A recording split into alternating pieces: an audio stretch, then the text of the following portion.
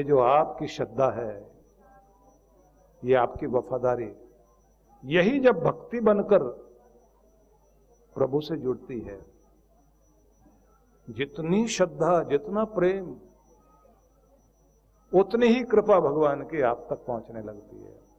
और श्रद्धा वाले व्यक्ति के लिए कोई तीर्थ भी दूर नहीं है और कठिन भी नहीं है, ये बात ध्यान रख लेना। जिनकी श्रद्धा गहरी है वो अमरनाथ भी जाएंगे, जिनकी श्रद्धा गहरी है वो कैलाश मानसरोवर भी जाकर के बैठेंगे, चले जाएंगे, पहुंच जाते हैं। इसलिए श्रद्धा से भरपूर होकर आप एकांत में शांत होकर बैठना, और जब आप बैठें, भगवान आगे कहते हैं विविक्त सेवी लघवाशी, आहार पर नियंत्रण लगाना, मर्यादित भोजन करना, सात्विक भी होना चाहिए, पौष्टिक हो, नपातुला, ऋतु के अनुकूल, जिससे आपका शरीर ऊर्जा से भरपूर रहे। और इसी में यह माना जाएगा कि आप अपने, क्योंकि भगवान आगे जो शब्द कह रहे हैं ना, यत वाक काय मानस,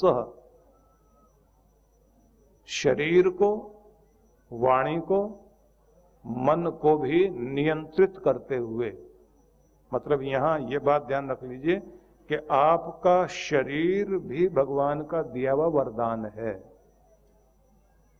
इसका ख्याल रखना भी आपकी जिम्मेदारी है, भगवान का देवालय है ये। तो हर एक व्यक्ति को अपनी फिजिकल एक्सरसाइज पूरी तरह से, कार्डियो एक्सरसाइज ये भी जरूरी, आपकी स्ट्रेचिंग, क्योंकि आपके शरीर को लचीला बनाना भी जरूरी है।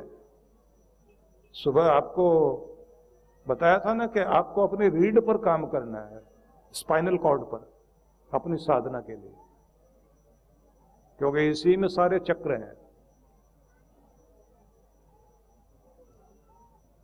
लेकिन जब तक रीढ़ लचीली बनी रहेगी और आपके पूरे शरीर को आप लचीला, फ्लेक्सिबल बनाए रखोगे, सारी एक्सरसाइज में, कार्डियो एक्सरसाइज, उसके बाद बॉडी को फ्लेक्सिबल बनाने के लिए स्ट्रेचिंग, सारे योगासन वही तो है, और फिर आपका प्राणायाम, तीनों का सामंजस्य, और पानी की मात्रा उचित। पानी का तो गिलास आपकी टेबल पर भरा रहना चाहिए, पी लिया फिर भर के रख दो, क्योंकि देखोगे तो प्यास लगेगी, अगर देखेंगे नहीं तो प्यास लगेगी नहीं आपको।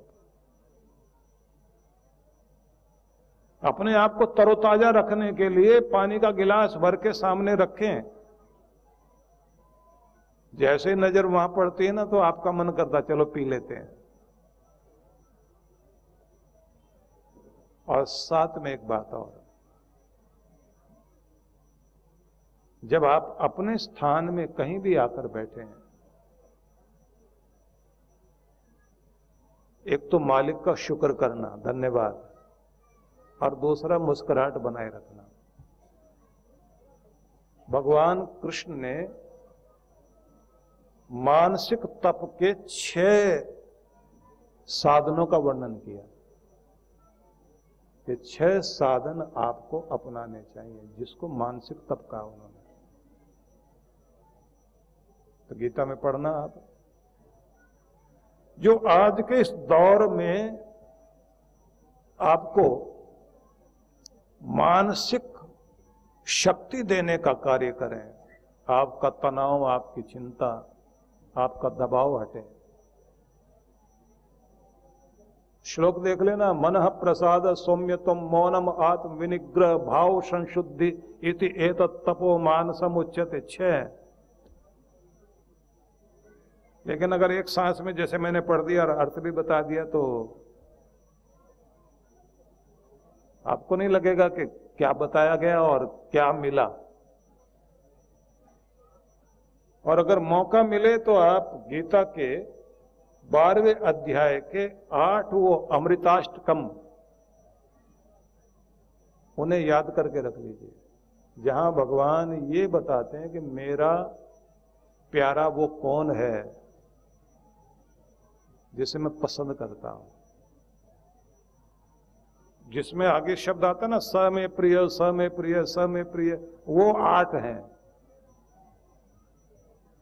वो याद करके रखिए अपने पास और उन्हें दोहराते रहिए कि क्या वो चीजें हैं मेरे पास।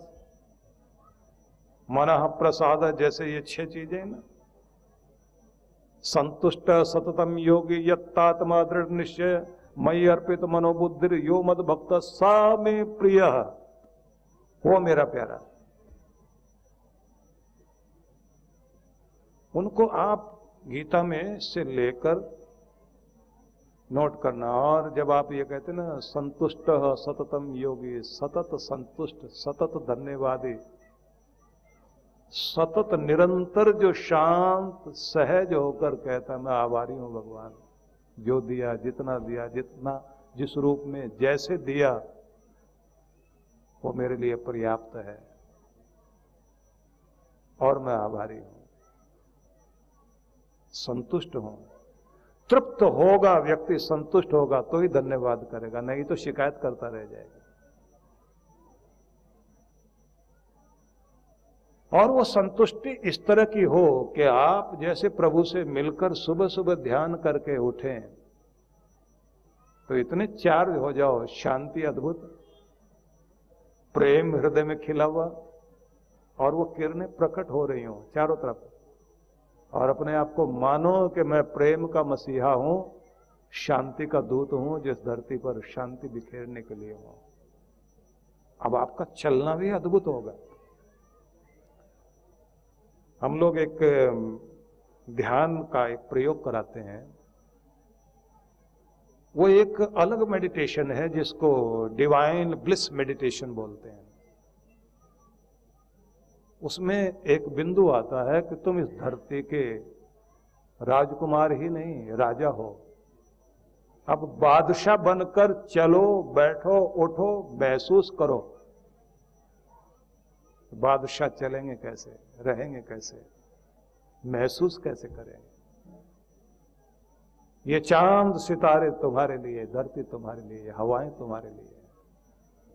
उस मालिक ने सब कुछ तुम्हारे लिए भी दिया है, कहीं बाधा नहीं रखी। अब आपको अपने अंदर से खिलना है। और जब उसमें यह कहा जाता है कि जीवन कहां है, बीते हुए कल में नहीं, आने वाले कल में नहीं, उस क्षण में है जो अभी चल रहा है, उसको संभालना सीखो, तभी बादशाह कहला सकते हो। और जब वो साधना करने के बाद उठते हैं तो वो जो क्षेत्र होता है ना, क्योंकि हिमालय के आंगन में धौलाधार पहाड़ियों के साथ में व्यास नदी इधर बह रही है, 14 स्नो पीक के बीच का वो स्थान, उसके बाद कहते हैं वो उठिए, यहां से चलिए, वैसे ही चलो कि बादशाह बनो तो सही। वो जो कहते हैं ना कि किसी ऋषि को दया आ गई थी चूहे पर, क्योंकि बिल्ली खाने को दौड़ रही थी।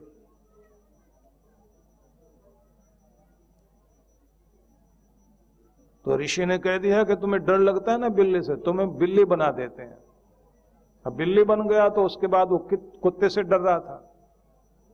अब बिल्ली ने कहा कि हमको डर लग रहा है कुत्ते से, बोले चलो कुत्ता बन जाओ। एक दिन कुत्ता भी डर रहा था, तो उसके बाद ऋषि ने पूछा अब क्यों डर रहे हो? बोले शेर से डर लगता है। बोले अच्छा चलो अब शेर बनाते हैं। अब एक दिन भयंकर आवाजें आई, वो शेर दुबक कर कोने में बैठा था। अब ऋषि पूछता है अब क्यों डर रहा है? बोले भले ही आपने हमको शेर बना दिया और दिल तो अभी भी हमारा चूहे का ही है। और अगर दिल शेर वाला हो तो चूहा भी फिर शेर है, ये ध्यान रख लेना। अंदर से ही आपको शेर बनना होता है।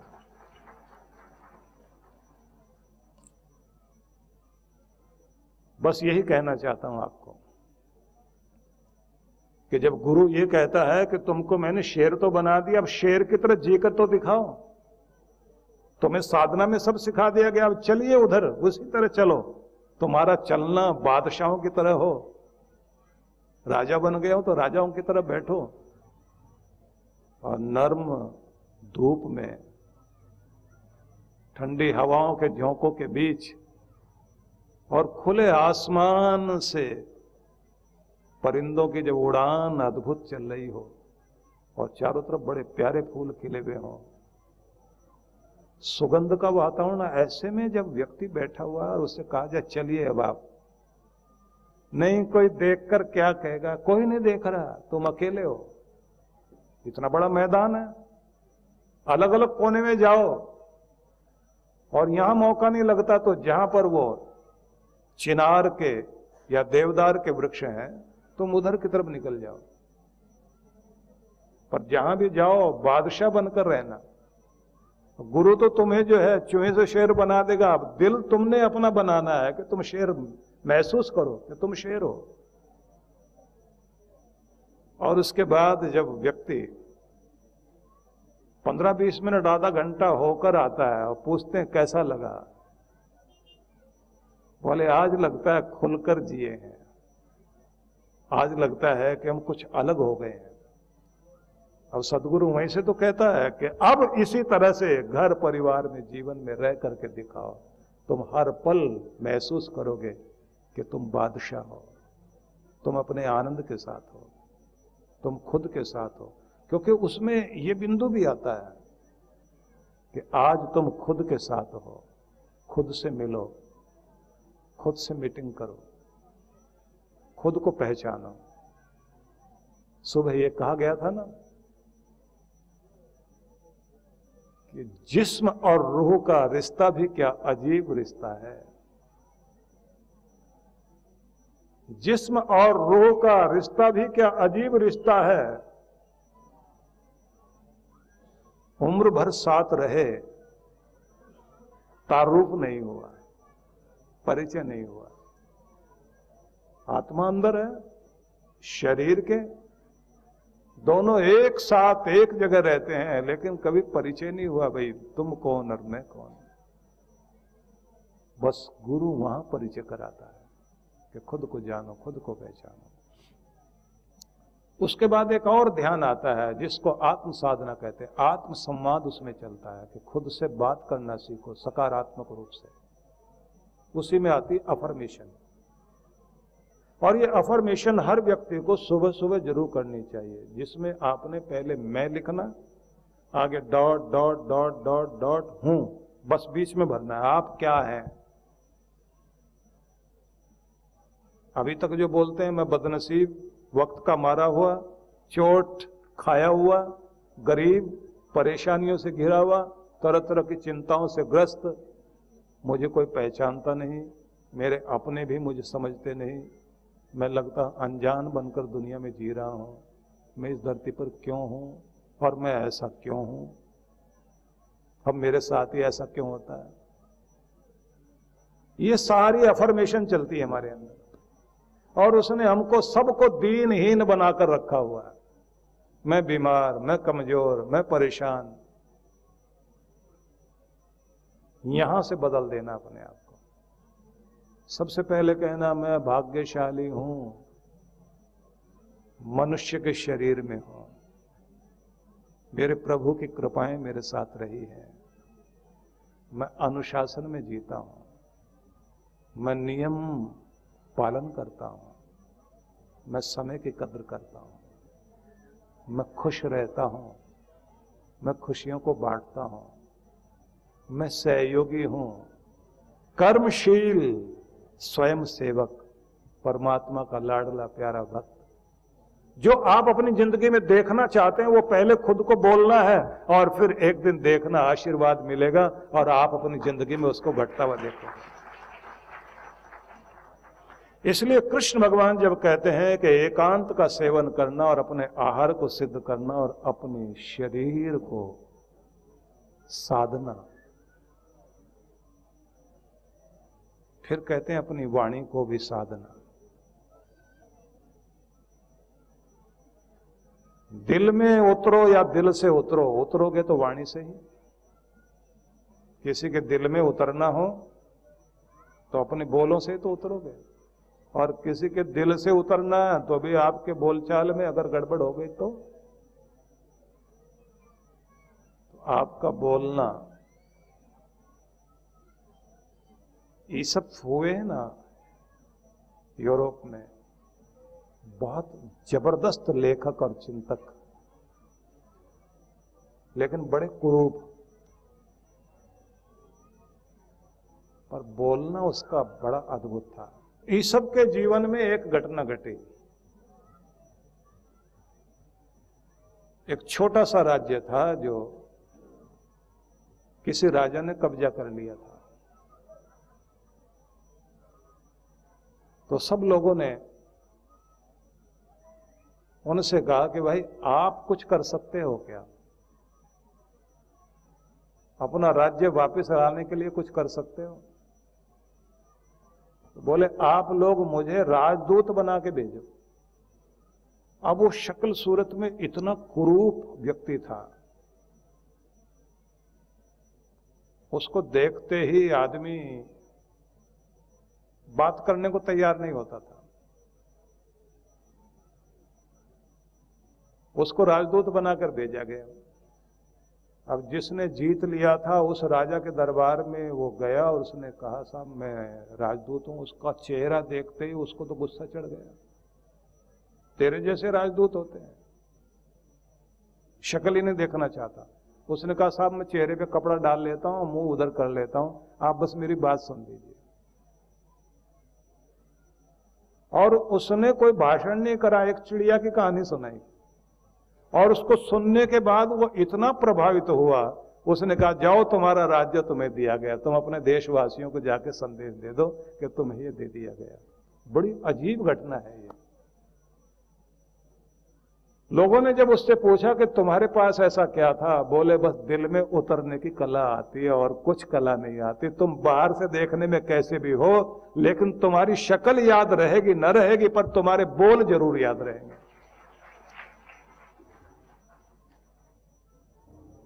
सात्रे,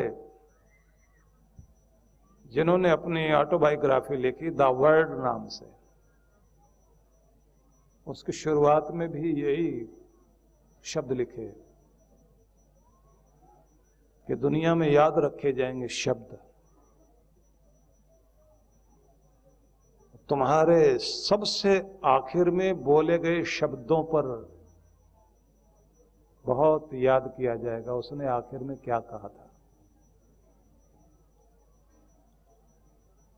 तो उन्होंने कहा कि तुम्हें पता नहीं आखिरी टाइम कब आ जाए कि जब भी बोलो ऐसा ही समझ करके बोलो कि बस ये आखिरी ही शब्द है, क्योंकि वही तुम्हारी महक बनकर दुनिया में याद किए जाएंगे। इसलिए बोलना बड़ा महत्वपूर्ण है। कृष्ण भगवान कहते हैं वाणी मन और शरीर को साधें और इसे जोड़ें उस और परमात्मा की ओर।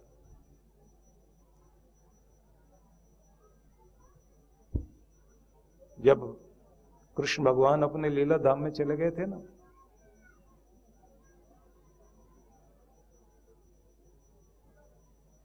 तो उन्होंने जाते जाते उस समय जो कुछ जिन जिन के लिए बोला था, उसमें विदुर जी के लिए भी एक शब्द कहा था कि विदुर काका को प्रणाम कहना। और जब विदुर जी को ये संदेश दिया गया तो वो बहुत रोए। तो सबने पूछा रो क्यों रहे हो? बोले मेरे भगवान ने मुझे याद किया, और इस तरह से याद किया कि जैसे कह रहे हो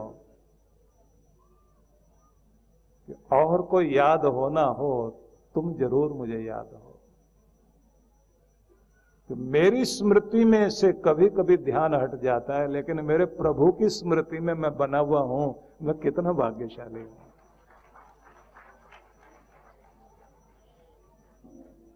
भगवान के भी जो उस समय के बोले हुए शब्द हैं कितने महत्वपूर्ण बन गए। महात्मा बुद्ध के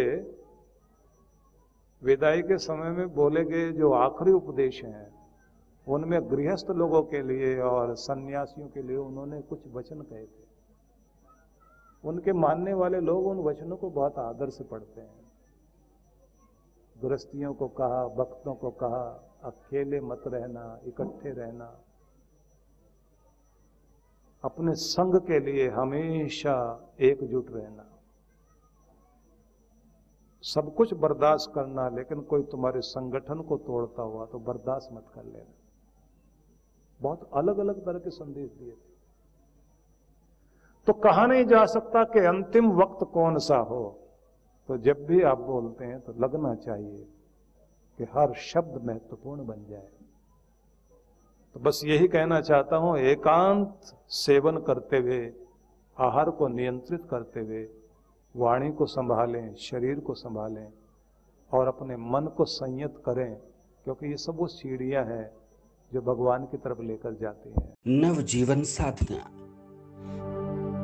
क्या नकारात्मक विचारों को मन में आने ही न दें? ये हमारे वश में है? क्या तनाव की जड़ें मन में उपजेंगी ही नहीं? अगर निरंतर ध्यान साधना को जीवन में शामिल कर लिया जाए, आध्यात्मिक जगत में परमात्मा की अनुभूति के साथ क्या सांसारिक जगत में भी प्रसन्नता, सफलता, संबंधों में आत्मीयता, धन, ऐश्वर्य का सपना सच करती है नवजीवन साधना? तो इसका जवाब है हाँ। इस कल्पना को साकार रूप देने का संकल्प है गुरुवर श्री सुधांशु जी महाराज व श्रद्धेया अर्चिका दीदी द्वारा भक्तों को ध्यान साधना की एक और अनुपम भेंट, नवजीवन साधना।